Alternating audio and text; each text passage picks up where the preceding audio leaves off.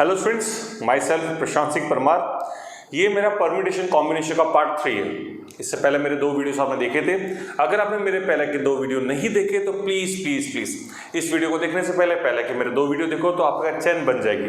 Okay, permutation combination. Okay, सबसे पहले हम स्टार्ट करते हैं कॉम्बिनेशन। कॉम्बिनेशन के लिए सबसे पहले इसका फॉर्मूला गो थ्रू करेंगे। फॉर्मूला क्या होता है? आप लोगों ने परम्यूटेशन पढ़ा होगा, NPR एक फॉर्मूला था, factorial n upon factorial n minus r।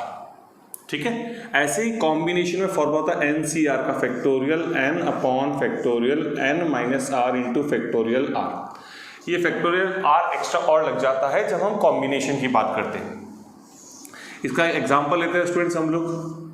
मैंने कहा 8C3, मैंने क्या बोला, 8C3 की वैल्यू निकाली तो आप बोलेंगे फैक्टोरियल 8 अपॉन 8 माइनस 3 कितना होता है 5, और यहाँ फैक्टोरियल 3।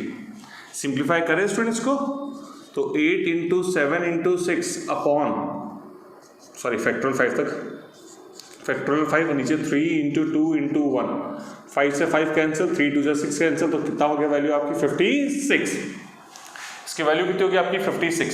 चलिए वन मोर, अगर मुझे 9C2 करना है, मुझे क्या करना है 9C2, तो 9C2 के लिए क्या करूंगा मैं, वही factorial 9 n minus r, 9 minus 2 कितना होता है आपका 7, और यहाँ पे 2, तो 9 into 8 into factorial 7 upon factorial 7 into 2 into 1, 7 से 7 कैंसिल हो गया, 4 कट किया तो वैल्यू कितनी होगी आपकी 36।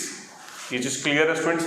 चलो नेक्स्ट वन, अगर मैं बताऊँ 10C3 की वैल्यू, तो मैं क्या करूँगा 10C3 में फैक्टोरियल 10 अपॉन 10 माइनस 3 कितना होता है 7, और यहाँ फैक्टोरियल 3, तो 10 into 9 into 8 into factorial 7, factorial 7, यहाँ पे 3 इंटू 2 इंटू 1, 7 से 7 कैंसिल, 3 से ये कैंसिल, 2 से ये कैंसिल, तो वैल्यू कितनी होगी 120।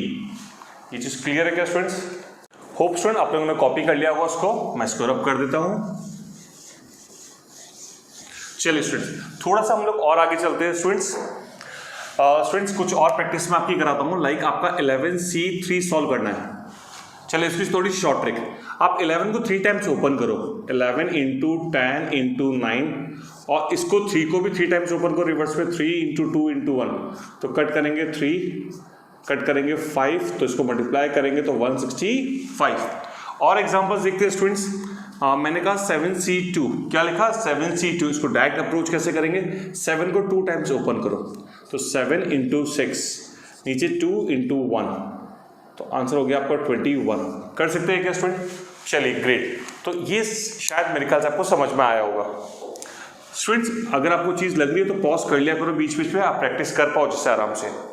ओके, मैंने आपके लिए क्वेश्चन लिख रहा हूँ 8C0, इसकी वैल्यू निकालिए 8C1, 8C2, 8C3, 8C4, 8C5, 8C6, 8C7 और 8C8, इन सब की वैल्यूज आपको निकालनी है। प्लीज़ निकालिए, आप चाहें तो वीडियो पॉज कर सकते हैं, मैं डायरेक्ट आंसर लिख रहा हूँ। इन सब के आंसर्स हो जाएंगे 1, 8, 28, 56, 70, 56, 28, 8 एंड 1, ये इन सब की वैल्यूज हो गई। डन। अब स्टूडेंट मेरा आपसे रिक्वेस्ट है, अब आपको इन सबको प्लस करना है। 1 plus 8 plus 28 plus 56 plus 70 plus 56 plus 28 plus 8 plus 1। चलिए इन सबको मैं प्लस करूँ, इसका मतलब 8C0 plus 8C1 plus 8C2 up to 8C8, इसकी वैल्यू आ रही है 256, एंड 256 इज योर 2 की पावर 8। 256 क्या होता है आपका 2 की पावर 8। डन।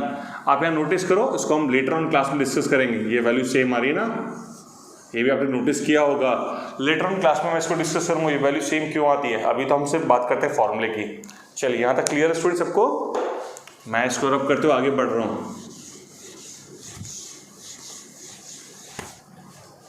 ओके, मैं एक फॉर्मूला लिख रहा हूँ 7C0 plus 7C1 plus 7C2 up to 7C7, तो इसका आंसर क्या हो जाएगा 2 की पावर 7। क्या हो जाएगा 2 की पावर 7, एंड 2 की पावर 7 आई थिंक आपको पता होगा 128 होता है। Very good. तो एक फॉर्मूला बन गया। तो इसका मतलब फॉर्मूला क्या होता है आपका NC0 प्लस NC1 प्लस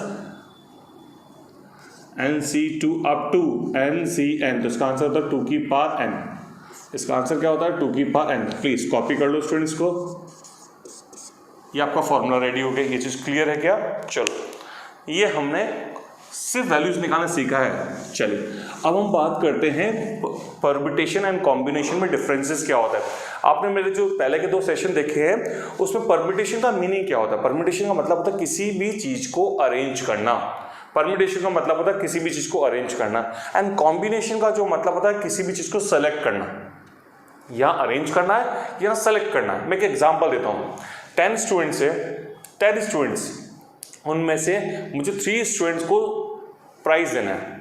10 में से 3 स्टूडेंट्स को प्राइज देना, एक स्टेटमेंट। एंड सेकंड स्टेटमेंट मेरा, मुझे 10 स्टूडेंट्स में से 3 स्टूडेंट्स को फर्स्ट, सेकंड, थर्ड प्राइज देना है। मैं रिपीट करता हूं दोनों स्टेटमेंट। मैंने कहा 10 स्टूडेंट्स में से मुझे 3 स्टूडेंट्स को प्राइज देना है, ये मेरा पहला स्टेटमेंट। मेरा सेकंड स्टेटमेंट, मुझे 3 स्टूडेंट को फर्स्ट, सेकंड, थर्ड प्राइज देना है। अब ये 2 अलग अलग स्टेटमेंट है, ठीक है। एक में परम्यूटेशन लग रहा है, एक पे कॉम्बिनेशन लग रहा है। इफ आई से 10 में से मुझे 3 स्टूडेंट्स को प्राइज देने हैं, इसका मुझे 3 स्टूडेंट सेलेक्ट करने हैं। अगर 10 में से 3 को सेलेक्ट करना है तो मेरा स्टेटमेंट होगा 10C3। क्या होगा? 10C3। पर अगर मैं कहता हूं कि मुझे एक को फर्स्ट प्राइज देना, एक को सेकंड प्राइज देना, एक को थर्ड प्राइज, तो मुझे अरेंज करने की बात हो रही है कि फर्स्ट पे एक ही आएगा, सेकंड पे भी एक ही आएगा, थर्ड पे, तो होगा 10 × 9 × 8। क्या होगा? 10 × 9 × 8, और वी कैन राइट 10P3। क्या हो जाएगा आपका? 10P3।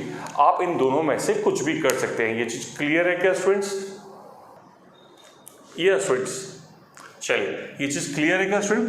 तो कॉम्बिनेशन का मतलब आपको समझ में आया, सेलेक्ट करना होता है, और परम्यूटेशन का मतलब क्या होता है? अरेंज करना। चलो हम थोड़ा सा और आगे कंटिन्यू करते हैं स्टूडेंट, और आगे कंटिन्यू करते हैं। जैसे मैं कुछ एग्जांपल और देता हूं। मेरे पास में 8 स्टूडेंट्स हैं, और 8 में से अगर मुझे 3 स्टूडेंट को सेलेक्ट करना है, सिर्फ सेलेक्ट करना है, तो मैं क्या बोलूंगा? 8C3। क्या बोलूंगा? 8C3। ये चीज क्लियर है क्या? Very good. अब एक और एग्जांपल लेते हैं स्टूडेंट। जैसे सपोज करो एक पार्टी में हर बंदा एक दूसरे से हैंडशेक कर रहा है। एक पार्टी में हर बंदा एक दूसरे से हैंडशेक कर रहा है, एंड उस पार्टी में नंबर ऑफ पर्सन्स है 10। उस पार्टी में नंबर ऑफ पर्सन्स है 10, तो टोटल नंबर ऑफ हैंडशेक कितने होंगे? टोटल नंबर ऑफ हैंडशेक कितने होंगे? ठीक है, चलिए स्टूडेंट्स, तो अब स्टूडेंट्स इस क्वेश्चन को कैसे अप्रोच करेंगे? देखो हर बंदा एक दूसरे से हैंडशेक कर रहा है, तो टोटल नंबर ऑफ पर्सन्स कितने? 10। और हैंडशेक करने के लिए कितने जने चाहिए? 2 जने जैसे ही मिलेंगे हैंडशेक हो जाएगा। 2 जने जैसे ही मिलेंगे क्या हो जाएगा? हैंडशेक हो जाएगा। तो इसका तरीका आंसर हो गया 10C2। क्या हो गया? 10C2। 10C2 की वैल्यू को सॉल्व करो, आप आंसर आ जाएगा। तो इट्स 10 × 9/2 × 1। तो मैंने इससे कट किया तो कितना था? 5। तो आंसर हो गया 9 5 जा 45। तो टोटल नंबर ऑफ हैंडशेक कितने होंगे स्टूडेंट? 45 हैंडशेक्स होंगे। ये चीज क्लियर है क्या? डन। अब एग्जाम में रिवर्स क्वेश्चन भी पूछा जा सकता है। रिवर्स क्वेश्चन क्या होगा? अच्छा, इस क्वेश्चन को समझाने का, अच्छा मैंने पहले भी कहा है ये काउंटिंग्स होती है। क्या होती है? काउंटिंग्स होती है। चलो एक बार काउंट ही कर लेते हैं कि परम्यूटेशन एंड कॉम्बिनेशन दोनों क्या होते हैं? काउंटिंग्स होते हैं। अब हम एक काम करते हैं, इसको काउंट ही कर लेते हैं। इसको काउंट कैसे करेंगे प्लीज देखना। मैं 10 के 10 जने बात कर रहा हूँ। पहला बंदा, दूसरा, तीसरा, चौथा, पांचवा, 6, 7, 8, 9 एंड 10। प्लीज काउंट करना। ये फर्स्ट बंदा पहले से हैंडशेक करेगा, दूसरे से, तीसरे से, चौथे से, पांचवे से, छठे से, सातवां, सबसे हैंडशेक करेगा। तो मैं फर्स्ट बंदा हूं, तो मैं कितने लोगों से हैंडशेक कर पाऊंगा? 9 पीपल से। मैं लिख रहा हूं 9। डन। अच्छा, पहले बंदे के हैंडशेक तो सारे हो गए, अब फर्स्ट बंदे को भूल जाओ। अब सेकंड बंदे की बात करते हैं। सेकंड बंदा फर्स्ट से तो ऑलरेडी हैंडशेक करगा, उसको तो हम काउंट कर चुके। अब सेकंड के लिए किसी से हैंडशेक करना? थर्ड से, फोर्थ से, फिफ्थ से, बचे 8 लोगों से। तो ये करेगा 8 हैंडशेक, क्योंकि आप सेकंड के सारे हैंडशेक कंप्लीट हो चुके। थर्ड वाला करेगा 7 से, नेक्स्ट वाला करेगा 6 से, 5 से, 4 से, 3 से, 2 से और 1 से। ठीक है, जो 9th बंदा होगा वो सिर्फ 10 से करेगा, और 10th बंदा किससे हैंडशेक नहीं करेगा। इन सबको प्लस करिए। 9 + 8 17 + 7 24 + 6 30 35 39 42 44 एंड 45। तो आंसर हो गया 45। मैंने 45 की 45 आपको काउंट करा दी। ये लॉजिक समझ में आ रहा है? तो परम्यूटेशन कॉम्बिनेशन के साथ लॉजिक भी समझने की कोशिश, काउंटिंग का लॉजिक क्या है, ये चीज क्लियर है क्या स्टूडेंट्स? सो स्टूडेंट्स मैं इसको रब कर देता हूँ। ओके, हम थोड़ा सा और आगे चलते हैं स्टूडेंट्स, हम थोड़ा सा एक स्टेप और आगे चलते हैं। क्वेश्चन क्या आएगा एग्जाम में? क्वेश्चन देखो रिवर्स ही पूछा जाता है। एक पार्टी में हर बंदा एक दूसरे हैंडशेक कर रहा है, एक पार्टी में हर बंदा एक दूसरे हैंडशेक कर रहा है, and total number of handshakes are 45। Find the number of persons. अब नंबर ऑफ हैंडशेक 45 दे रखे और आपसे क्या पूछा, क्या है? Number of persons. तो आप कैसे इसको अप्रोच करेंगे? आप बोलेंगे सर उस पार्टी में नंबर ऑफ पर्सन कितने, n, तो आप क्या बोलेंगे, NC2 is equals to 45, NC2 is equals to 45। अब NC2 को क्या लगता है, n -1 और नीचे 2 × 1 और यहाँ लिखा हमने 45। 45 2 जा कितना होता है 90, n -1। अब ये दोनों कॉन्जुगेटिव नंबर से, दो लगातार नंबर है, आई रिपीट, ये दोनों n और n-1 दो लगातार नंबर है। आप चाहें तो इसको क्वाड्रेटिक इक्वेशन बना के सॉल्व कर सकते हैं। क्या करेंगे, n² - n is equal to 90। आप चाहें क्वाड्रेटिक इक्वेशन बना के सॉल्व करो, पर मैं क्वाड्रेटिक इक्वेशन नहीं बनाऊंगा, क्योंकि परम्यूटेशन कॉम्बिनेशन में डायरेक्ट फॉर्मूला यूज कर सकते हैं, डायरेक्ट मेथड। डायरेक्ट मेथड क्या है स्टूडेंट्स? आप 90 के ऐसे दो टुकड़े करो कि दो लगातार नंबर हो। वेरी गुड जॉब, सोच रहे बिल्कुल ठीक है। यस, क्या होंगे, 10 × 9। 90 के दो टुकड़े कौन से होंगे, 10 × 9। तो बड़ा नंबर n है और बड़ा नंबर 10 है, तो n इज इक्वल टू 10। और हम छोटे को छोटे से भी कंपेयर कर सकते हैं। तो n - 1 इज इक्वल टू 9, तो n इज इक्वल टू कितना हो गया, 10। सो n इज इक्वल टू कितना हो गया आपका, 10। आई थिंक ये चीज क्लियर है, क्या क्लियर है सबको? चलिए ग्रेट। अब स्टूडेंट एक क्वेश्चन मैं दे रहा हूं, उसका आंसर आप चैट बॉक्स में लिख देना, ठीक है? कमेंट बॉक्स में आप जरूर लिखना। अच्छा, कमेंट बॉक्स में स्टूडेंट एक एडवांटेज बताओ ना, कमेंट बॉक्स में हमेशा आंसर जरूर टाइप करना अपना। एंड स्टूडेंट्स, अगर किसी को इसकी पीडीएफ चाहिए, आपको चाहिए क्वेश्चंस की प्रैक्टिस करने के लिए, आप जिस एग्जाम को फाइट कर रहे हैं, आप जो भी एग्जाम दे रहे हैं, आप आईआईटी की प्रिपरेशन कर रहे हैं, आप क्लैट की प्रिपरेशन कर रहे हैं, आप बीबी की प्रिपरेशन कर रहे हैं, आप कैट की प्रिपरेशन, मैट की प्रिपरेशन, सीए फाउंडेशन, जो भी आप कर रहे हैं, अगर आपको चाहिए उससे रिलेटेड क्वेश्चन और चाहिए, तो उसके लिए डिस्क्रिप्शन में या कमेंट बॉक्स में मुझे अपने नंबर, व्हाट्सअप नंबर भेज देना, पापा के, मम्मी के, किसी के भी, तो उस पर आपको बाकी के अपडेट्स मिल जाएंगे आपको, ठीक है स्टूडेंट? चलिए इसको कॉपी कर लिया। अब मेरा क्वेश्चन ये है, एक पार्टी में नंबर ऑफ हैंडशेक है 66, total number of handshake count किए वो है 66। बताओ उस पार्टी में नंबर ऑफ पर्सन्स कितने हैं, बताओ उस पार्टी में नंबर ऑफ पर्सन्स कितने हैं। क्लियर है क्या? चलो एक बार करना। ओके, अब स्टूडेंट्स थोड़ा सा और हम लोग आगे चलते हैं, और थोड़ा समझने की कोशिश करते हैं कॉम्बिनेशंस को। कॉम्बिनेशंस के एक और एग्जांपल लेता हूं। एक प्लेन पर 5, 6, 7, 8, 9, 10 मैंने 10 रैंडम पॉइंट्स बनाए। ये 10 पॉइंट्स हैं, इन 10 पॉइंट्स की हेल्प से कितने नंबर ऑफ ट्राइंगल्स बना सकते हैं। अब ट्राइंगल बनाने के लिए आपको पता है 3 पॉइंट्स चाहिए होते हैं, तो इन 10 में से मैं 3 पॉइंट सेलेक्ट करूंगा, मेरा ट्राइंगल बन जाएगा। तो मेरा आंसर हो जाएगा 10C3। ओके, अगर मुझे क्वाड्रिलेटर बनाना है, क्वाड्रिलेटर में पॉइंट कितने चाहिए, 4, तो मैं क्या बोलूंगा स्टूडेंट, कितने क्वाड्रिलेटर्स बन सकते हैं, तो आंसर हो जाएगा 10C4। What about pentagon, pentagon के लिए कितने पॉइंट चाहिए, 5 पॉइंट चाहिए, तो मैं क्या बोलूंगा 10C5। ये चीज क्लियर है क्या? अगर मुझे स्ट्रेट लाइन बनानी, स्ट्रेट लाइन के लिए 2 ही पॉइंट काफी है, तो स्ट्रेट लाइन के लिए आपका क्या हो जाएगा 10C2। आई थिंक क्लियर है क्या स्टूडेंट्स? डन, चलो वेरी गुड, कॉपी कर लो स्टूडेंट्स। ओके, थोड़ा सा और आगे चलते हैं स्टूडेंट। एक अच्छा सा एग्जांपल देता हूं। एक मेरा स्टूडेंट है, भारी कंजूस है, भारी कंजूस है। अब इसके टोटल नंबर ऑफ फ्रेंड्स है 6 फ्रेंड्स है। अब इसका बर्थडे आने वाला है, इसका क्या है, बर्थडे आने वाला है।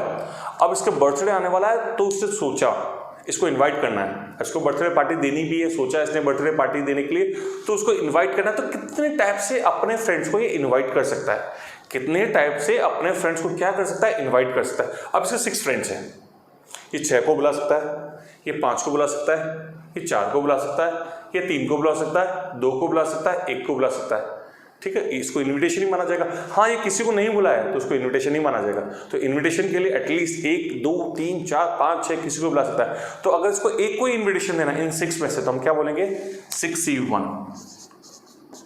अगर इसको 2 को बुलाना है तो क्या बोलेंगे 6C2। इसको 3 को इन्वाइट करना है तो क्या बोलेंगे 6C3। 4 को इन्वाइट करना है तो क्या बोलेंगे 6C4।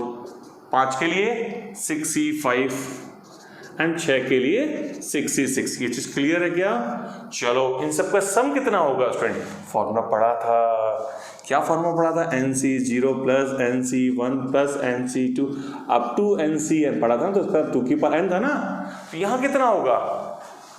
यस 2 की पावर 6 माइनस 1। मन में क्वेरी आई होगी सर -1 क्यों किया? क्योंकि यहाँ NC0 है, यहाँ 60 नहीं है। याद रखना NC0 की जो वैल्यू होती है वो 1 होती है। अगर NC0 नहीं है, यहाँ 60 मिसिंग है, इसलिए लास्ट में -1 कर दिया।